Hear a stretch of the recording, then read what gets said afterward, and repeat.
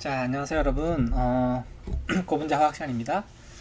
자, 저희가 이제 지난 시간까지 5장 얘기까지 마무리를 했고요. 오늘 6장 얘기를 할 건데, 제가 초반에 고분자 화학 초반에 오리엔테이션 얘기를 할 때 이제 고분자 화학과 공학으로 나눠진다라는 얘기를 했었고, 지금까지 우리가 1장에서 5장에서 배웠던 거는 물론 이제 고분자 화학적인 요소도 많이 있지만 일부 고분자 공학적인 요소들도 얘기를 했었고, 또 사실 기초가 되는 얘기들이에요. 고분자에 대한 정의라든지 뭐 분자량에 대한 얘기라든지 그걸 어떻게 고분자를 가공해서 제품을 만든다든지. 물론 고분자를 제품을 만드는 거는 사실 더 깊이 있게 들어가면 뭐 물리라든지 수학 같은 것들이 들어가기 때문에 이제 그건 고분자 공학 시간에 배울 거고요. 그래서 1장부터 5장까지 얘기는 이제 고분자 화학과 공학을 아우르는 전반적인 얘기라고 생각하시면 되고, 사실 이 정도 얘기만 가지고도 여러분들이 이제 고분자 관련된 일을 한다거나 물론 이제 합성을 하거나 막 고분자를 실제로 이제 막 이렇게 만드는 쪽에 종사하지 않고 고분자 관련된 어떤 일을 한다고 한다면 1장부터 5장까지 얘기만 가지고도, 그 정도의 지식만 가지고도 사실 여러분들이 배우지 않은 사람에 비하면 훨씬 더 큰 어떤 장점을 가질 수가 있어요. 왜냐면 고분자를 전혀 모르는 사람보다는 당연히 고분자에 대한 정의와 고분자의 특징이라든지 물성, 또 그걸 어떻게 가공해서 우리가 제품을 만드는지, 또 가장 중요한 분자량이라고 하는 걸 여러분들 이해할 수 있기 때문에 사실 그 정도만 가지고도 뭐 고분자의 전문가는 아니지만 또 고분자를 어느 정도 안다라고 얘기할 수 있는 그 정도의 지식을 여러분들이 배운 거고요. 지금부터 배우는 6장부터의 얘기는 이제 고분자 화학에서 합성, 즉 합성이라고 하는 것은 고분자를 만드는 건데 정확하게는 중합이라고 해요. 중합. 여기 보면 이제 폴리머리제이션이라고 하는 말이 나오잖아요. 중합이죠, 중합. 그러니까 무거울 중자를 쓰는데 보통 이제 모노머로부터 고분자를 만든다, 뭐 이렇게 얘기를 합니다. 그래서 요런 얘기를 어떻게 이제 고분자를 만드느냐, 실제로 유기화학이라고 하는 기본 베이스를 가지고 모노머로부터 서로 이어 붙여서 이제 공유결합이라고 하는 그런 결합을 통해 가지고 고분자를 만들어 주느냐라는 얘기를 좀 할 건데요.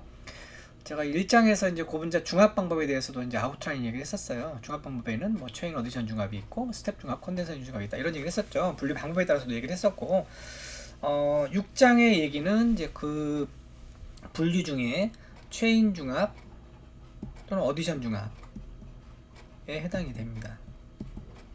그러니까 이중 결합을 가지고 있는, 예를 들면 뭐 CH2 여기 이제 에틸렌이잖아요. 에틸렌. 이런 이중 결합을 열어 가지고 CH2와 CH2, 이쪽에 있는 이중 결합을 열어서 양쪽으로 연결을 해서 이런 식의 이걸 몇 번 반복하느냐. 그러니까 요 CH2 유닛이 이제 기본 단위가 되는 것이고 반복 단위가 되는 것이고, 그 반복이 몇 번 되느냐, 몇 번 돼서 이제 고분자가 만들어지느냐, 이걸 우리가 이제 폴리에틸렌이라고 보통 얘기를 하죠. P라고 얘기하고 있고요. 요건 에틸렌이고요. 그럴 때 이제 요 라디칼이 요 이중결합이 열리는 방법이 크게 두 가지라고 그랬어요. 그죠? 요 우리가 이제 그런 얘기도 했었는데, C하고 C에서 이제 이 결합이 끊어질 때 한쪽으로 다 전자가 가느냐, 한쪽으로, 아니면 균등하게 끊어지느냐, 이렇게 이런 얘기를 했었죠. 그래서 요 공유결합이라고 하는 전자를 이루는 쌍이 어떻게 결합이 끊기느냐에 따라서 결국 여기도 이제 이 결합이 끊길 때, 이쪽에 있는 결합이 끊길 때 균등하게 끊기느냐 불균등하게 끊기느냐에 따라서 크게 두 가지다. 그래서 하나는 이렇게 균등하게 끊기게 되면 우리가 라디칼이 생성이 된다라고 얘기를 했고요. 그 다음에 이제 불균등하게 끊기게 되면 이온이 만들어진다. 그래서 이온도 음이온하고 양이온이 있다, 이런 얘기를 했었어요. 그죠? 그래서 우리가 이제 6장에서는 이 라디칼, 즉 이중결합이 열렸을 때 라디칼이 만들어지고, 라디칼에 의해서 이렇게 고분자가 만들어지는 라디칼 중합에 대한 얘기를 하는데, 여기 라디칼 자체가 이제 자유롭다 그래서 프리 라디칼이라고 말했습니다. 그래서 이제 프리 라디칼 폴리머리제이션 얘기를 할 거고요. 7장에서는 요걸 이제 이온을 만들어서 이중결합을 열 때 이온을 만들어서 그 이온이 결국은 이렇게 고분자를 만들어주는 그런 이온 중합에 대한 얘기를 저희가 7장에서 할 거예요. 자, 그러면 요 이중결합을 열 때 라디칼 만드느냐 이온을 만드느냐 뭐가 결정하냐면 결국은 이니시에이터. 우리가 이제 보통 이런 체인 중합이나 어디션 중합은 스텝이나 컨덴세이션 중합에 비해서 어떤 중합의 종류가 있다 그랬죠. 반응의 종류가. 그래서 뭐 개시 반응, 이니시에이션, 그 다음에 성장 반응, 뭐 프로퍼게이션, 그 다음에 그게 끝나는 뭐 종결 반응, 이런 식으로 해서 이니시에이션, 프로퍼게이션, 다 쓰지는 않을게요. 뭐 터미네이션 이런 식으로 여러 가지 반응이 존재한다. 그리고 이 게시 반응이 뭐에 의해서 일어나느냐? 결국 라디칼을 만들 수 있는 게시제, 즉 게시제라는 게 결국은 라디칼을 만들어주느냐, 아니면 이온을 만들어주느냐에 따라서 이온 중합과 라디칼 중합으로 만들어지는 거죠. 그래서 결국은 게시 반응에서 처음 일어나는 게시 반응에서 이 이중결합이 열릴 때 게시제가 어떤 종류에 따라서 라디칼 중합하고 이온 중합을 나눌 수 있다, 이렇게 생각하시면 돼요. 그래서 6장은 이제 요 이중결합을 열 때 라디칼을 만들 수 있는 게시제가 이중결합을 열어서 라디칼을 만들고 그 라디칼이 계속 반응을 해서 고분자가 만들어진다, 이렇게 생각하시면 되는데, 그래서 우리가 프리라디칼 폴리머리제이션 중요한 거는 게시제다, 라디칼 게시제다. 어떤 게시제가 활용이 되느냐, 이 이중결합을 여는 게시제가 뭐냐를 가지고 이제 우리가 얘기를 하게 됩니다. 그래서 여기 이 책에서는 이제 한 4가지 정도, 정확히 얘기하면 뭐 4가지보다 더 많은데 어쨌든 중요한 게시제로서 4가지 정도의 게시제를 얘기를 하고 있어요. 일단 퍼럭시다이제하고 하이드로퍼럭시다이제, 그다음에 아조, 그다음에 레독스, 포토이니시에이터, 이렇게 4종류를 보통 얘기를 합니다. 그래서 하나하나 살펴보도록 하겠습니다. 자, 퍼럭시다이제나 하이드로퍼럭시다이제는 뭐냐면 이제 구조가 이렇게 되죠. ROR, ROH 이렇게 되는데 요 5호 결합이 굉장히 약해요. 그래서 5호 결합이, 예를 들면 이것이 이제 보면 양쪽에 벤젠을 갖고 있고 요 가운데가 이제 퍼럭시다이제 결합이 있는 BPO라고 하는 이제 벤제일 퍼럭시다이제라고 하는 그런 모노모예요. 아니 여기 게시제예요. 그럼 요 BPO가 어떻게 끊기냐면 요 가운데 딱 끊겨요. 그래서 아까 말했죠. CC 결합이 끊길 때 균등하게 끊기느냐 불균등하게 끊기느냐에 따라서 라디칼이 만들어지기도 하고 이온이 만들어지기도 되는데, 이건 이제 균등하게 끊기는 거죠. 그러면 이게 라디칼이 2개가 만들어지겠죠. 자, 이게 어떤 뭐에 의해서 끊기냐면 주로 이제 열이라든지 아니면 어떤 외부의 에너지, 뭐 정기적인 자극이 될 수도 있고, 뭐 다양하지만 주로 이제 열을 가하죠. 우리가 반응을 시킬 때 열을 가하니까 열에 의해서 라디칼이 만들어지는 거예요. 그럼 이 라디칼이 뭘 공격하냐면 이제 모노몰 공격을 하겠죠. 나중에 그건 뒤에서 얘기하도록 하고, 자, 그러면 라디칼이 얼마만큼 많이 만들어지느냐가 결국은 게시 반응에서 속도를 결정할 거예요. 나중에 우리가 이제 그 반응 속도에 대한 얘기도 할 건데, 자, 어쨌든 근데 이런 라디칼이 만들어지기만 하느냐? 그렇지 않다는 거죠. 라디칼이 없어지기도 해요. 없어지는 게 보시면 여기 뭐 디컴포지션이니까 라디칼 자체가 이렇게 다른 데로 가버리는 거야. 그래야 반응을 해야 되는데, 물론 이 라디칼은 살아있지만 얘는 얘에 비해서 액티브하지 않기 때문에 중합을 시킬 수가 없어요. 어쨌든 이 라디칼 입장에서 봤을 때는 디컴포스가 돼버리는 거고, 얘 입장에서 봤을 때는 그 다음에 라디칼이 2개가 만나서 결합을 해버려. 이렇게 이제 2개가 요렇게 만들어지면 얘는 모노몰 공격하는 대신에 이렇게 2개가 결합을 해가지고 이렇게 없어져 버려요. 그죠? 그러니까 라디칼 2개가 만나면 원래 결합으로 돌아가는 거죠. 이렇게 공유결합으로. 그래서 라디칼이 컨비네이션이 된다. 이렇게 된다는 거죠. 그럼 라디칼이 2개가 이렇게 만나서 이렇게 결합을 만들려면 라디칼이 가까이 있어야겠죠? 가까이 있게 만드는 요인이 뭐냐면 여기 써있는 것처럼 케이지 이펙트라고 하는 거예요. 요인이 뭐냐면 용매 같은 것들이 이 라디칼을 둘러싸는 거예요. 여기 보면 Combining Effect of Solvent Molecule이죠. 그러니까 요 가운데 라디칼이 2개가 있는데 이 용매 분자들이 이렇게 딱 둘러싸버려요. 그러면 라디칼 2개가 서로 만날 수밖에 없죠. 이게 마치 뭐처럼 느끼냐면 새가 세 장에 갇혀있는 것처럼, 즉 라디칼이 갇혀있는 거니까 우리가 이거를 케이지 이펙트라고 합니다. 주로 이제 용매를 사용하는 중합이라든지 아니면 농도가 굉장히 진한 그런 벌크 중합이라고 더 뒤에 나중에 배우는데, 그런 중합에서 이런 케이지 이펙트가 나타나게 되고 라디칼이 리컨비네이션, 즉 컨비네이션에 의해서 없어지는 반응이 일어나요. 자, 그럼 이건 중합에 있어 좋을까 안 좋을까? 사실 중합이라고 하는 측면, 즉 라디칼이 계속 모노머를 공격해서 쭉 고분자가 만들어져야 되는데 중합이 일어나는 데는 좋은 요인은 아니죠. 즉 우리가 원하는 것은 이거예요. 첫 번째, 그죠? 이런 게시제가 라디칼을 열심히 만들고 그 라디칼이 계속 모노몰 공격 중합이 일어나야 되는데, 그 반대로서 디컴포스가 일어나거나 라디칼 컨비네이션에 의해서 중합이 일어나지 않게 된다는 거죠. 그리고 또 하나 이제 뭐 인듀스 디컴포지션도 있는데, 이런 것도 어쨌든 이런 3가지 뭐 반응을 한번 보시면 아는데, 대부분이 다 이니시에이션 반응에서 라디칼을 만드는 반응이 역반응으로 일어난다라고 생각하시면 돼요. 즉 중합에 있어서는 그렇게 좋은 건 아니죠. 우리가 나중에 중합 속도를 계산할 때 뭐 게시제의 농도, 거기서 만들어진 라디칼의 농도, 이런 것들을 이제 우리가 알 수 있는데,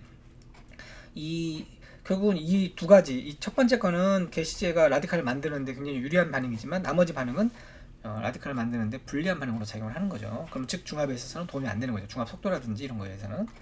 자, 그 다음에 그러면 이제 얼마만큼 라디칼이 요런 라디칼이 만들어졌을 때, 이렇게 라디칼이 만들어졌을 때 게시제로부터 얼마만큼 안정하냐가 결국은 앞에서 말씀드린 디컴포지션이나 컨비네이션 같은 게 일어나지 않겠죠. 왜 이 디컴포지션이나 컨비네이션이 일어나냐면 만들어진 라디칼이 불안정하기 때문이에요. 그러니까 안정하지 못하니까 자꾸 변화하려고 하는 거죠. 다른 쪽으로. 근데 그 변화가 결국은 디컴포스가 되거나 컨비네이션이 되는 거죠. 그래서 결국은 라디칼의 안정성이 얼마나 크냐가 그 라디칼이 모노머를 공격할 수 있게 해주는, 즉 자기가 안정해야 모노머를 공격할 수 있으니까. 그래서 라디칼의 안정성이 되게 중요하다라는 얘기를 하는데, 여기 보시면 이제 요 만들어진 라디칼, 요 라디칼의 구조들이 이제 예를 들면 이렇게 벤젠이 있거나, 이쪽에 큰 벤젠이 있거나, 얘는 벤젠이 없지만 CH3가 있거나, 얘도 벤젠이 있죠.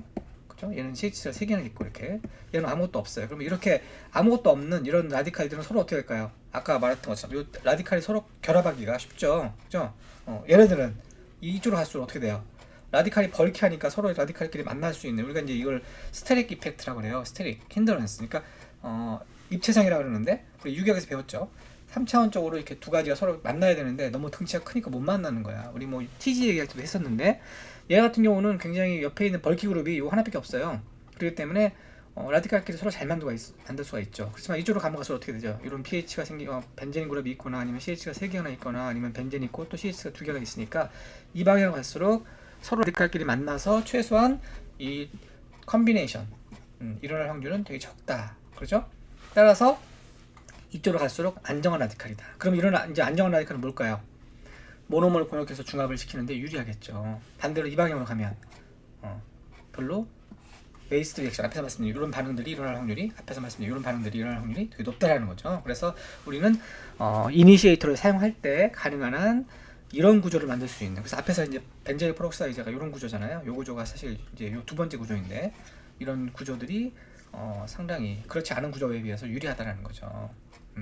그리고 또 하나 중요한 거는 뭐냐면, 이니시에이터가 결국은 라디칼을 만들어요. 이렇게 라디칼을 만드는데, 이 얼마만큼 빨리 만들어지느냐, 이걸 이제 우리가 헬프라이프라고 그러는데, 여기 보면은 이렇게 만들어진 속도, 뭐 시간이라고 할까요? 그런 시간이 짧으면 어떻게 될까요? 짧으면 짧을수록 좋겠죠. 그죠?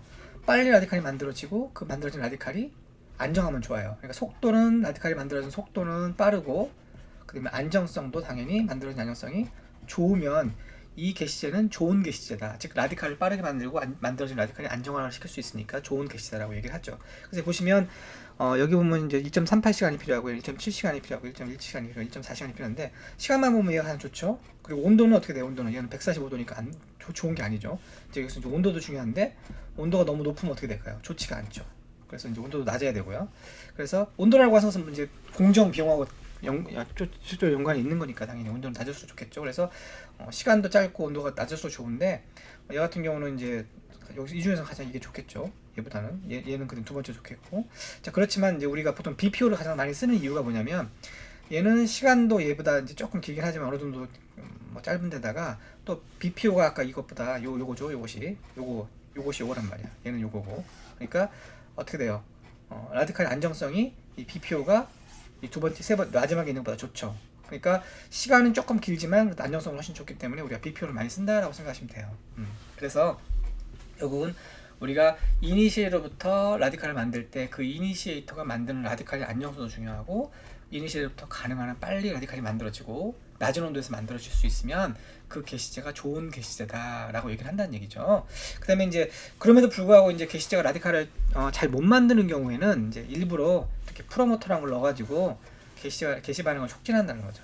그래서 우리가 게시가 빨리 일어날 수 있게. 그러니까 이렇게 이제 이런 게시제를 얘가 도와서 빨리 라디칼을 만들어준다. 우리가 원하는 라디칼을 만들어준다는 거죠. 물론 얘도 이제 반응을 할 수 있지만 얘는 반응에 참여하지 않는다라고 얘기하는 거고, 얘는 이제 반응에 참여해가지고, 그래서 이렇게 빨리 만들 때 이니시에이터가 라디칼을 빨리 안정적으로 만들 수 있게 도와주는 걸 우리가 프로모터라고 그런다. 개념만 알아두시면 될 것 같습니다.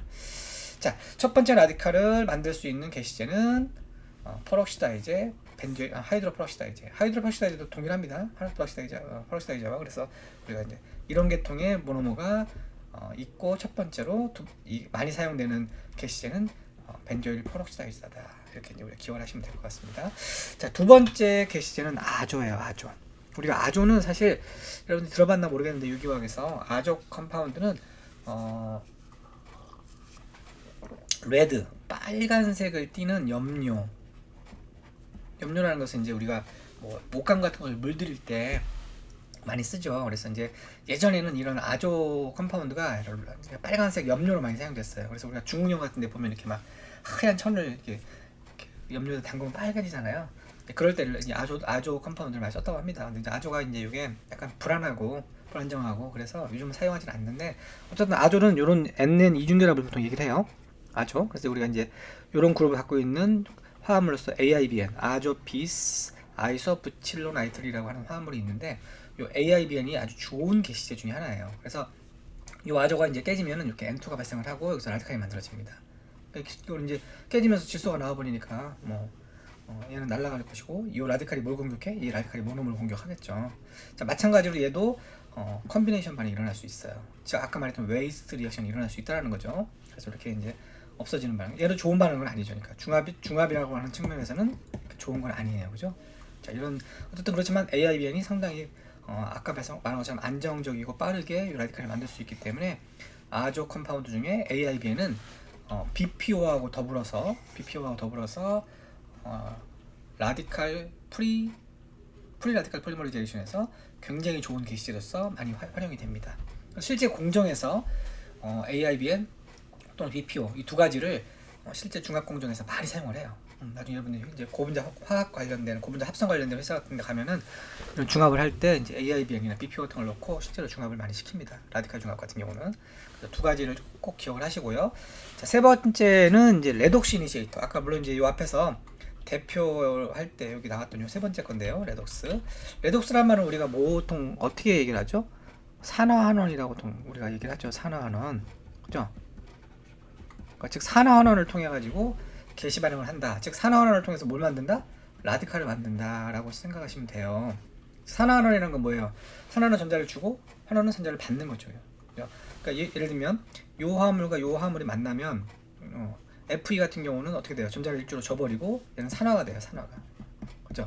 그 다음에 얘는 환원이 됐죠. 이쪽에서 이렇게 오면서 그때 뭐가 만들어졌어? 라디칼이 만들어졌죠. 그죠?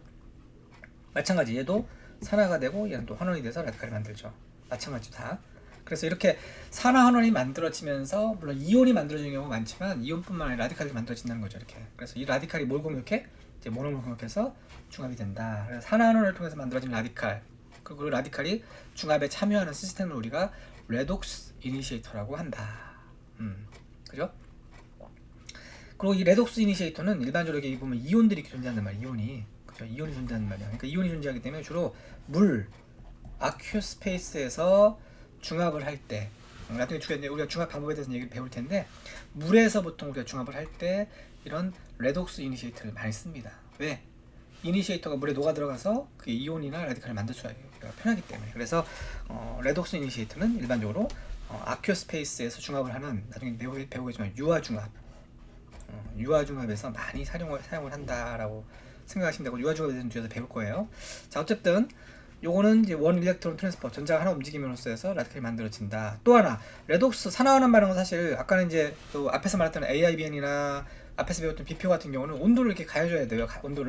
온도를 가해줘야 라디칼이 만들어진다 그랬단 말이에요. AIBN도 마찬가지예요. 여기 이제 온도를 가해줘야 되는데, 이 레독스 이니시에이터는 온도하고 크게 무관해요. 왜냐면 산화하는 반응이, 물론 온도를 올려주면 산화하는 반응이 빨리 촉진이 되겠죠. 그렇지만 온도가 낮은 상태에서도 산화하는 반응이 일어나죠.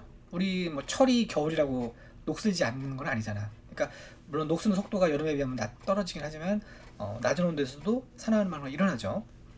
그래서 낮은 온도에서 중합을 할 때 이 레독스 이니시에이터를 사용한다. 여기 이제 에멀전 중합에서 사용한다 되어 있네요. 여기. 그래서 낮은 온도를 사용할 수 있는 유화 중합에서 이 레독스 이니시에이터를 사용한다. 그다음에 이제 네 번째 이제 이니시에이터는 포토 이니시에이터입니다. 포토 이니시에이터는 빛을 비춰요. 빛을. 우리가 앞에서는 온도를 가했잖아. 온도. 그죠? 온도를 가하거나 아니면 뭐 그랬죠. 그런데 이제 여기서는 빛도 이제 상당히 어떤 UV 같은 거죠. UV. 굉장히 에너지가 높은 거. 그러니까 이제 뭐 열이나 빛이나 둘 다 에너지니까 높은 에너지를 가지고 있는 UV 같은 걸 비추면 마찬가지로 이렇게 라디칼이 만들어지는 거죠. 이걸 우리가 포토 이니시에이터라고 그래요. 물론 이제 모든 게시제가 포토 이니시에이션을 하는 건 아니죠. 특수한 이렇게 이런 것처럼 이제 설퍼 그룹을 갖고 있는 이제 이런 것들은 빛을 비추면 이렇게 그냥 라디칼이 만들어진다고 합니다. 그래서 이런 그 포토 이니시에이터가 최근에는 많이 활용이 돼요. 이거 어디 많이 활용이 될까요? 반도체 같은 데서 많이 씁니다. 반도체에서 우리가 포토리소라고 들어봤어요, 여러분들? 포토리소 공정이라고 해서 리소그라피라고 그러는데, 포토리소그라피에서 그 많이 사용합니다. 그래서 리소그라피가 이렇게 쓰나요? 포토 PR이요, R 이렇게 쓰나? 포토리소그라피라는 게 있는데, 요 PR에서 많이 사용해요.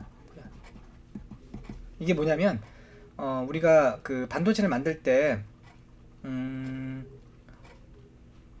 그 우리가 절연체 부분하고 반도체 부분하고 나눠서 이제 우리가 회로를 만들잖아요. 회로를 만든다 그러면 요 부분을 예를 들면 반도체 또는 이제 도체겠죠. 나머지 부분 이런 데는 뭐예요? 절연체가 되겠죠. 그래서 구분을 해줘야 원하는 부분만 우리가 이제 이렇게 전기를 통하게 할 수 있잖아요. 그럴 때 이런 모양을 만든다 그러면 이런 모양을 우리가 이제 빗으로 만드는 거야. 이게 이제 사이즈가 크면은 물론 일반 공정을 쓸 수 있지만, 이제 이 사이즈가 되게 작아요. 이런 사이즈들이 나노 사이즈가 되버리면 빗으로 해야 되는데, 그럴 때 우리가 이제 이 포토리소라고 하는 그 고분자를 코팅을 한 다음에 거기서 빛을 비추고 원하는 부분만 우리가 포토 이니시에이션을 시키는 거예요. 그럼 원하는 부분만 이제 거기가 중합이 되겠죠. 이런 식으로 해서 PR 공정이라고 하는 데서 아주 많이 이 포토 이니시에이터가 많이 사용된다라고 생각하시면 됩니다. 이 스펠링 한번 찾아보세요. 포토리소에 대해서 한번 나중에 좀 더 우리가 일장에서도 언제 얘기했었죠 한번. 그래서 한번 찾아보시면 좋을 것 같은데, 일단 포토 이니시에이터라는 게 굉장히 많이 활용이 된다 이렇게 생각하시면 되고요. 또 하나 이제 이 포토 이니시에이터가 사용되는 게 뭐냐면, 우리 최근에 많이 이용되는 그 페인트죠. 페인트 이 페인트 같은 거. 페인트를 예전에는 어떻게 만들었냐면, 고분자를 만든 다음에 그 페인트를 어디다 집어넣냐면 유기용매에 녹인 다음에 그거를 벽에다 바르죠, 이렇게. 그죠? 근데 문제는 뭐예요? 이 유기용매가 굉장히 환경 친화적이지 못하잖아요. 냄새도 많이 나고. 그래서 뭐 새집 증후군 이런 것도 일으키고 막 그랬단 말이야. 그래서 최근에는 유기용매를 사용을 안 해요. 그래서 이제 아까 앞에서 말씀드린 요 유화중합 있죠, 유화중합을 통해 가지고 우리가 페인트를 만들어요. 그럴 때 페인트를 근데 만약에 완전히 굳혀버리면, 우리가 플라스틱 서머셋 얘기했었는데, 리니어 폴리머 같은 경우는 유기용매에 잘 녹는데 얘가 크로싱킹이 돼버리면 녹는다 안 녹는다? 안 녹는단 말이야. 근데 만약에 리니어라든지 이런 브랜치 폴리머를 그냥 페인트로 만들어서 벽에 발라놨어요? 그러면 이건 녹잖아 다시. 그러니까 비가 오거나 그러면 이제 녹아버릴 거 아니야. 그러면 어떻게 해야 돼요? 녹지 않게 이렇게 크로싱킹을 시켜야겠죠. 크로싱킹을 시켜야 될 거 아니야. 그래서 결국은, 그렇지만 이제 페인트 자체가 크로싱킹이 되어 있으면 우리가 녹질 않기 때문에 어떻게 하냐면 이렇게 리니어 폴리머 같은 것들이나 브랜치 폴리머 같은 것들을 가지고 페인트를 만들어요. 유화중합을 통해서 만든 다음에 걔를 바르죠. 이렇게 물상에서 만든 다음에 걔를 벽에다 바릅니다. 바른 다음에 그거를 외부에 이제 우리가 태양광 같은 것이 비치니까 빛에 의해서 안에서 포토 이니시에이션에 의해서 이렇게 크로싱킹이 일어나게 만들어요. 그러니까 포토 이니시에이션에 의한 포토 크로싱킹이 일어나는 거죠. 무슨 말 알겠죠? 그러면 페인트를 바를 때는 아직 포토 이니시에이션이 되질 않았어. 그러다가 그게 이제 외부의 빛이라든지 이런 거에 의해서 시간이 지나면 어떻게 될 거야? 포토 이니시에이션이 일어나서 크로싱킹이 일어나는 거야. 네, 그런 시스템을 쓰는 거죠. 이럴 때 포토 이니시에이션이 사용이 됩니다. 그래서 뭐 포토 이니시에이터가 사용되는 데는 많습니다. 그래서 일반적인 중합 방법도 사용하고요. 자, 그래서 포토 이니시에이터를 사용하는 거의 장점은 뭐냐면, 앞에서 말씀드린 것처럼 온도에 무관해요. 산화하는 바람에도 온도에 무관하다 그랬잖아. 얘는 빛만 있으면 되니까, 온도가 낮든 높든 빛에 의해서 중합이 되는 거니까 온도에 무관하다. 그래서 로 템퍼리처에서도 가능하다는 얘기고요. 그다음에 빛으로 우리가 중합을 컨트롤할 수 있어요. 중합을 굉장히 컨트롤하기 유리하다. 그러니까 빛을 비추는 중합이 일어나고 빛이 없으면 중합이 안 일어날 거 아니야. 그래서 우리가 중합의 정도 같은 것들을 빛에 의해서 조절하기가 유리하다. 그런 얘기죠. 이게 포토 이니시에이터의 특징이다. 여기까지가 대표적인 네 가지 이니시에이터, 즉 프리 라디칼 폴리머리제이션에서 사용하는 아주 대표적인 네 가지 중합 게시제라고 생각하시면 되고요. 이제 그 외에 뭐 한 네 가지 더 있는데 그냥 한번 개념 정도만 얘기를 해볼게요. 서멀 폴리머리제이션이라고 하는 것은 다른 말로는 셀프 이니시에이터라고 그래요. 셀프 이니시에이션. 자, 앞에서 우리가 여기 4번은 좀 틀린데, 1번 퍼럭시다이제, 그다음에 두 번째 아조, 세 번째 레독스 이니시에는 다 게시제가 필요했죠. 그러니까 즉 모노모하고 뭐가 있었어요? 게시제가 같이 있었어요. 중합할 때 이 두 가지를 같이 집어넣어줘야 돼요. 그죠? 여기 근데 포토 이니시에이터도 좀 다르긴 한데, 포토 이니시에이터도 게시제가 여기 있죠. 어쨌든 모노모에 뭐가 들어가 있어? 게시제를 넣고 이 게시제를 비수로 게시를 시키느냐, 아니면 뭐 열로 게시를 시키느냐, 아니면 이게 AIBN이냐, 아니면 뭐 BPO냐, 게시제의 종류가 결국은 다르긴 하지만 어쨌든 이 게시제가 존재를 했어요. 자, 근데 여기서 서멀 폴리머라이제이션, 셀프 이니시에이션은 모노모만 있으면 돼. 게시제가 없어요. 자, 그럼 무슨 얘기냐면 이 모노모가 게시제 역할을 한다는 거야. 자, 그래서 보시면 이게 스타일린이죠. 스타일린이라고 하는 모노모예요. 그죠? 모노모죠. 근데 이 모노모의 이중결합을 결국은 어떤 게시제가 깨줘야 되잖아요. 이 게시제가 라디칼을 만들고 이 라디칼이 여기를 공격해서 이 이중결합을 끊어줘야 되는데 이게 없어. 그럼 무슨 얘기야? 그러면 이 이중결합이 스스로 열리면서 이렇게 라디칼을 만들어주는 거야. 이런 식으로. 그죠? 그럼 이 라디칼이 어디 공격해? 이게 다시 모노모를 공격하겠죠. 자, 그래서 게시제가 없음에도 불구하고 뭐가 만들어졌어? 라디칼이 만들어지는 거야. 이걸 우리가 셀프 이니시에이션이라고 그런다. 그래서 모든 모노모들에서 다 이렇게 되는 건 아니지만 그래도 스타일링가처럼 이런 모노모들 또 약간 몇 가지 모노모들은 셀프 이니시에이션이 일어날 수 있어요.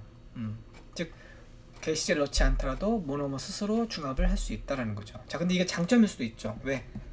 게시제 없이 중합시킬 수 있으니까 모노모 가지고 중합시킬 수 있으니까 얼마나 좋아요. 근데 단점일 수도 있어요. 왜 단점일까요? 모노모가 보관이나 운송 중에 중합이 일어날 수가 있어요. 그러죠?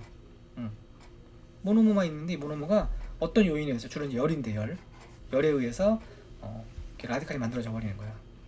그러면은 모노모를 예를 들면 보관을 잘못하거나 아니면 운송을 하는 중에 온도가 올라가거나 그러면 어떻게 될까요? 스스로 중합을 해버려요. 그럼 모노모가 중합 고분자가 되니까 우리가 원하는 고분자가 아닐 수도 있다는 얘기죠.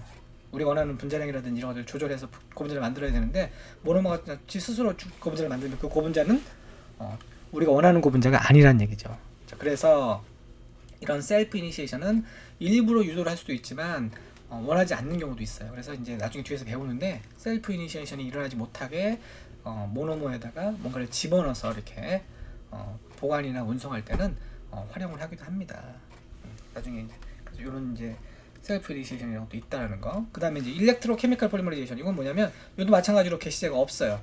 게시제가 없는 대신에 아까 우리가 일렉트로 레독스 맞죠? 우리 레독스라는 게 뭐였죠? 산화환원이라고 말씀드렸잖아요. 그죠? 환원이라고 말씀드렸는데 이것은 우리가 게시제를 가지고 산화환원을 시켜서 뭘 만들었어요? 라디칼을 만든 거였어요. 그죠? 근데 여기는 게시제가 존재했죠. 근데 얘는 게시제가 없어요. 그 대신 이중결을 갖고 있는 이런 모노모를 갖다가 뭐에 여기다가 산화환원을 시켜버리는 거야. 직접 모노모에다가. 즉 여기다 보면 이중결합에다가 전기를 가는 거죠. 전기를 가면 전자를 준다는 얘기잖아요. 그럼 얘는 산화환원이 되는 거고, 그죠? 그러면 이렇게 라디칼이 만들어진다는 얘기죠. 즉 산화환원에 의해서도, 즉 전기적인 어떤 전기적인 자극에 의해서도 모노모 자체가 라디칼을 만들 수가 있어요. 그죠? 이걸 그래서 우리가 전기화학 중합 또는 전기중합 이렇게 얘기를 합니다. 이게 어디 많이 사용될까요? 이거 전기중합. 이걸 다른 말로는 자동차 업계에서는 전착도장이라고 해요. 전착. 만약 전기가 이제 이 전이라는 게 일렉트릭을 말하는 것 같은데, 그래서 일렉트로 케미스트리, 일렉트릭 요 같은 얘기인데요. 이제 전기만 가는 게 아니고 이 전기를 가해서 뭘 시켜요? 얘가 산화 환원을 시킬 때 이걸 우리가 일렉트로 케미컬이라고 그러잖아요. 일렉트로 케미스트리라고 한단 말이야. 전기화학이라고 그러잖아요.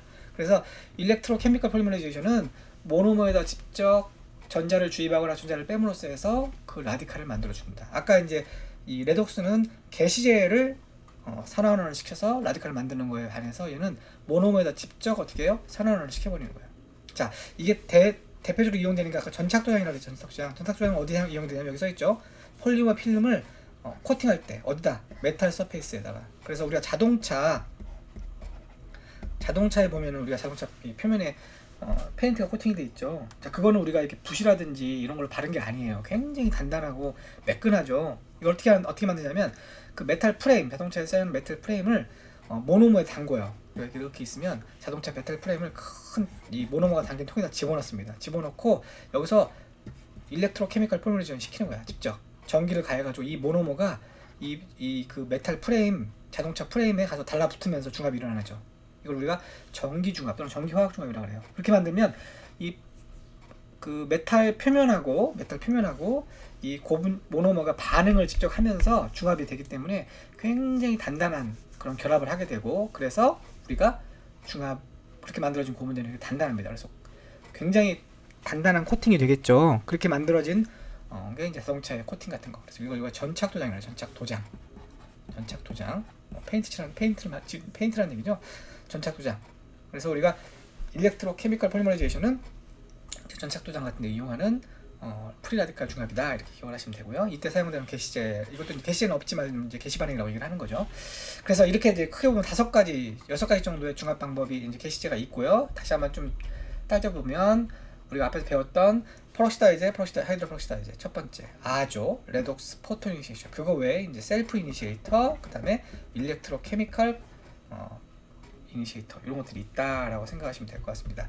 자, 여기까지가 일단 프리 라디칼 중합에서 사용되는 게시제에 대한 얘기입니다. 자, 그 다음에 이런 게시제를 사용해 가지고 우리가 중합을 한단 말이야. 실제 중합을 한다 할 때 그 프리 라디칼 중합에서의 몇 가지 기술적인 게 있어요. 중합 기술.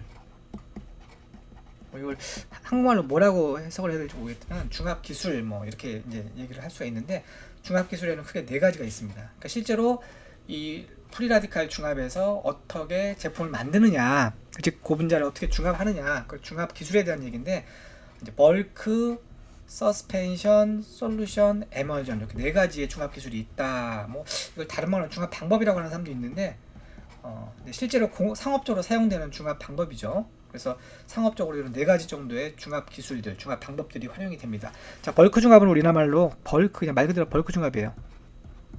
이제 옛날에 책에 보면 이걸 우리가 괴상 중합이라고 했어요. 괴상. 이게 괴상이라는 게 무슨 덩어리란 뜻이에요. 덩어리. 그래서 괴상 중합이라는 말을 쓰긴 했는데, 그냥 지금은 벌크 중합이라고 합니다. 자, 서스펜션은 우리가 현탁 중합이라고 해요. 한자로서 현탁. 뭔가 띄운다는 얘기죠. 이렇게 물에 분산시킨다, 그런 얘기고, 솔루션은 뭐예요? 용액 중합이죠. 그죠? 그래서 얘는 유화 중합이라고 해요. 유화 중합. 자, 하나하나 살펴볼게요. 자, 벌크 중합은 우리가 중합을 시킬 때 이렇게 반응기 안에다가 뭘 집어넣냐면 모노머, 그죠? 아까 모노머 있어야 되냐 그랬잖아. 그 다음에 우리가 앞에서 배웠던 게시제, 그죠? 어떤 종류의 게시제인지 모르겠지만 어쨌든 뭐 AIM이 됐든 BPA가 됐든 게시제가 들어갑니다. 그러고 나서 중합을 시켜요. 대부분 모노머가 뭐예요? 액체죠, 액체. 그죠? 거기에 액체에 이 게시제를 녹여놓은 거라고 생각하시면 돼요. 그럼 이제 중합이 이렇게 액체 상태의 중합이 가겠죠?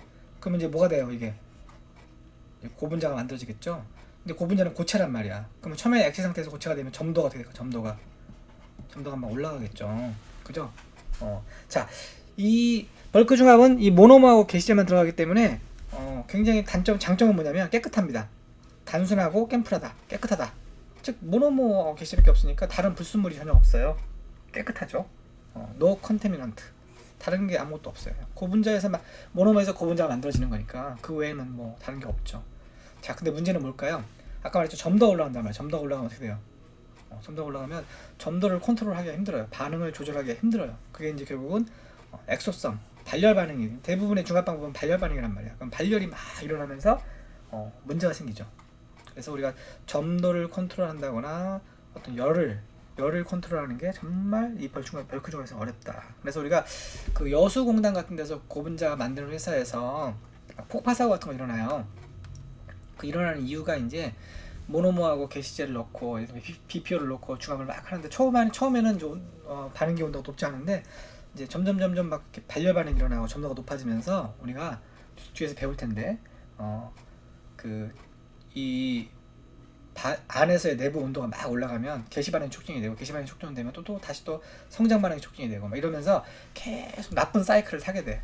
그래서 어느 순간 빵 터져버리는 거야. 즉 벌크 중합에서 벌크 중합에서 점도 문제를 해결할 수 없기 때문에 그런 폭파사고 같은 게 나타나는 거거든요. 그래서 벌크 중합은 장점은 이렇게 깨끗하고 그런 반면에 단점은 이런 발열 반응 같은 것들라든지 점도 같은 걸 조절을 못하면 중합을 우리가 컨트롤할 수가 없어서 어떤 폭파사고 같은 데까지 이어질 수 있다는 게 단점입니다. 자, 그럼 이걸 막으려면 어떻게 할까요? 점도를 낮춰주면 되잖아. 점도를. 그죠? 점도를 낮추려면 어떻게 돼요? 여기다 용매를 집어넣으면 돼요. 용매를. 그죠? 용매를 넣어서 점도를 낮춰주는 거죠. 그래서 그게 이제 용액중합이에요. 용액중합. 그래서 용매를 넣어주면 된다. 자, 그러면 용매를 집어넣게 되면 점도도 낮아지게 되고 열도 우리가 감소시킬 수 있죠. 그죠? 그 다음에 우리가 용매를 다시 회수할 수 있으면 그 용매를 다시 사용할 수 있고, 아니면 이 만들어진 용액 상태로 그냥 이용할 수 있는 거죠. 그죠? 용액 상태로 용액 안에 고분자가 녹아 있는 상태로 우리가 그대로 이용할 수 있는 거야. 자, 그럼 단점은 뭐예요?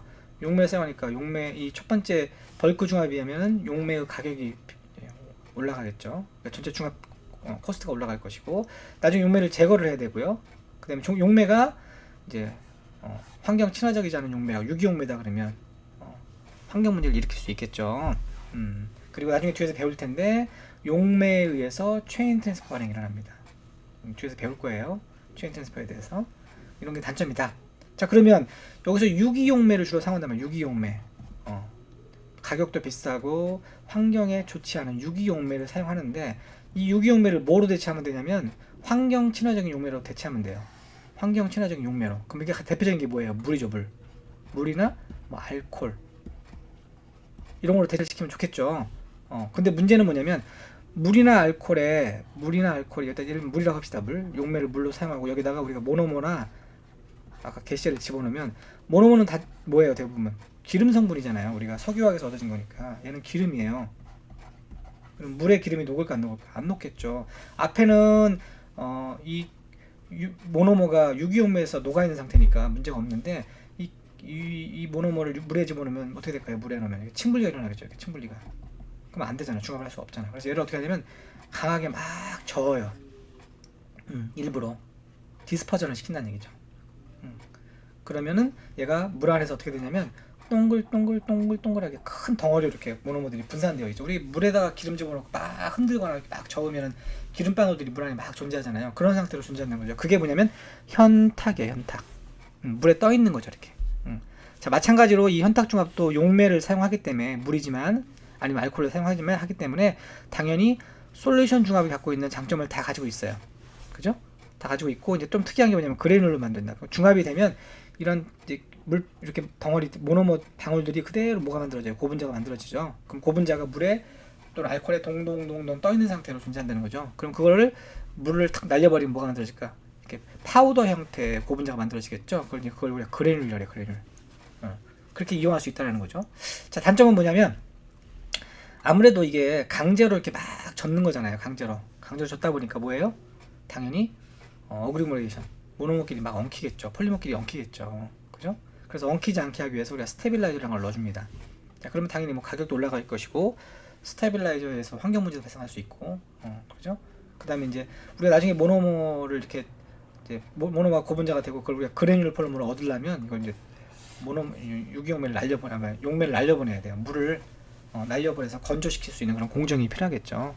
자, 그래서 어쨌든 현탁중합은 뭐 그런 장단점을 가지고 있다. 그래서 우리가 괴상중합에서 용액중합이 나왔고, 용액중합에서 현탁중합이 나왔어요. 자, 현탁중합의 가장 큰 문제가 뭐였다고 할까?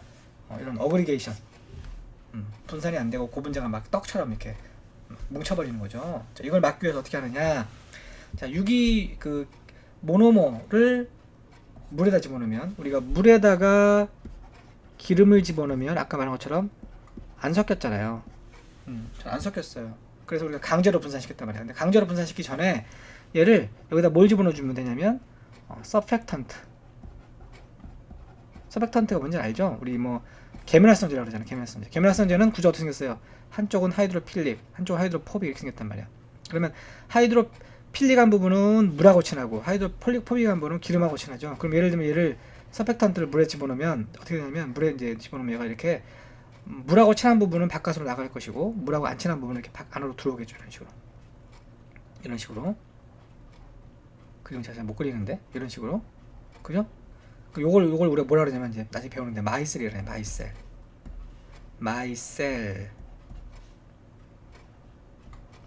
미셀 나중에 뒤에서 배웁니다. 마이셀이라네. 마이셀.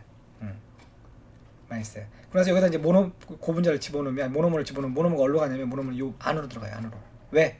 바깥쪽이 물이니까 당연히 모노모는 이 안으로 들어가겠죠. 친유성, 즉 하이드로포빅한 쪽으로 가겠죠. 그 상태로 중합이 되는 거죠. 근데 요 마이셀의 크기가 마이크론보다 작아요. 굉장히 작죠. 뭐 서브 마이크론 내지는 마이크론 크기예요. 굉장히 작습니다. 마이크론 사이즈 정도 된다고 생각하세요. 그러면 앞에서 현탁 중합에서는 이 모노모의 크기가 꽤 컸어요. 눈에 보일 정도로. 근데 얘는 눈에 보이지 않을 정도로 굉장히 작죠. 그래서 물론 눈에 보이지 않는다는 정도는 아니지만 어쨌든 상당히 작습니다. 그래서 물에 이렇게 뿌옇게 분산된 것처럼 보이는 거죠. 그게 이제 대표적인 게 우유란 말이에요. 우유, 에멀전. 그런 걸 우리가 에멀전이라고 하죠. 에멀전. 에멀전. 그래서 유화제, 즉 서펙턴트 또는 에멀시파이어라고 그러는데 여기서 에멀시파이어. 이게 이제 서펙턴트죠. 앞에서 배웠던 서펙턴트. 글씨가 잘 안 써지는데 서펙턴트의 구실을 하는 겁니다. 그래서 이 에멀시파이어를 넣어주면 그 마이셀 안에서 아까 말했던 마이셀 안에서 고분자가 만들어지고 그게 물에 안정적으로 떠 있어요. 그러니까 아까 혼탁중합 같은 경우는 걔가 이렇게 막 서로 어그리게이션 되는데 얘는 그럴 일은 사실 별로 없죠. 그래서 마찬가지로 얘도 서스펜션 중합이나 솔루션 중합처럼 뭐 점도를 조절하거나 온도를 조절하거나 뭐 이런 다양한 장점을 가지고 있고 얘는 또 특히 나중에 뒤에서 설명하겠지만 분자량을 되게 높일 수가 있어요. 이게 장점일 수 있죠. 근데 너무 분자량이 높으면 또 안 되니까 이거를 분자를 낮추기 위해서 체인 트랜스퍼 에이전트를 넣어주기도 합니다. 이건 뒤에서 다시 한번 얘기할게요. 자, 어쨌든 유화중합은 나머지 것들보다 굉장히 안정적으로 고분자가 물의 분산 상태, 즉 친환경적인 물이나 알 것 같은데 분산된 상태에서 고분자가 만들어지기 때문에 그 상태로 그대로 활용을 하는 거죠. 그게 이제 대표적으로 우리가 페인트라든지, 그죠? 아니면 우리 뭐 접착제 뭐 이런 것들이 여기에 이제 해당이 됩니다. 그래서 이렇게 이용을 하고 있습니다.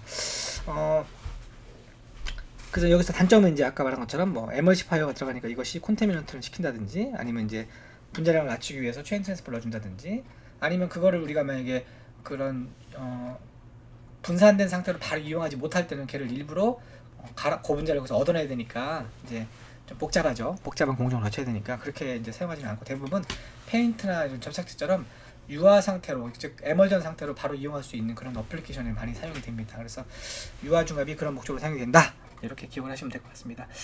자, 여기까지가 일단 6.1절, 2절, 3절에 대한 얘기예요.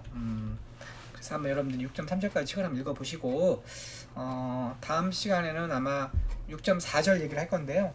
6.4절부터는 이제 반응 속도라든지 뭐 키네틱에 대한 얘기를 좀 할 거니까 일단 6.1절부터 3절까지를 한번 쭉 가볍게 읽으시면서 제가 설명했던 부분을 좀 기억을 한번 떠올려 보시고, 특히 이제 중합 기술이라든지 앞에서 배웠던 게시제의 종류라든지 이런 것들을 좀 잘 기억을 해 놓으시면 될 것 같습니다. 자, 여기까지 하고 일단 수업을 마무리하겠습니다. 자, 질문 있으면 언제든 질문 주십시오. 이메일로. 감사합니다.